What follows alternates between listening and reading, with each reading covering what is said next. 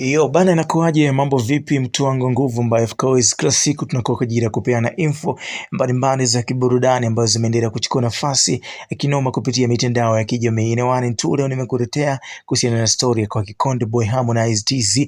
Bwana, kumbuka Harmonize ameshadondosha albamu zake 5 mpaka sasa hivi katika kiwanda cha muziki na katika career yake ya muziki tangia alipoingia kwenye game mwaka 2016. So Harmonize ameachia albamu zake kadhaa ambazo zimeshaweza kupata mafanikio makubwa katika soko la muziki ndani lakini pia nje ya Tanzania. So bakia na mimi nikusanywe kuanzia ipi gani ambao umeweza kufanya poa zaidi. Umeweka kwanza ni Afro East yenyewe ilitoka tarehe 14 Machi mwaka 2020 ambapo ilikuwa na wasanii kama Burna Boy, Mr Falls, lakini pia Final, bila kumsahau Yemi Alade kutokea Ghana, Nigeria, na mtu mzima kama Final waweza kuhusika pia. Akaja kuachia albamu nyingine ambayo inaitwa High School. Hapo kulikuwa kuna wasanii kama ambao walikuwa na mchanganyiko ambayo iliondoka tarehe 25 mwezi wa 11 au subhana moja, albamu ambayo iliweza kuachiwa that day na imekuwa ikifanya poa sana. Wasanii kama Angela, Ibra TZ, lakini pia bila kumsahau bana Mwamba, Shoro Mwamba mwenye alikuwa katika albamu hiyo,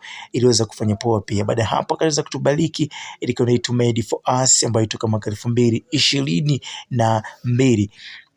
Ni moja ya albamu ambayo iliweza kufanya vizuri pia, na mchanganyiko wa raza ama piano ulikuwa ndani, bila kusahau vitu kama hivyo ambavyo ni Afro East, Zuku na aina nyingine na mchanganyiko wa singeli kutoka Tanzania. Ni moja ya ngoma na albamu ambayo iliweza kufanya vizuri kwa mwaka 2022.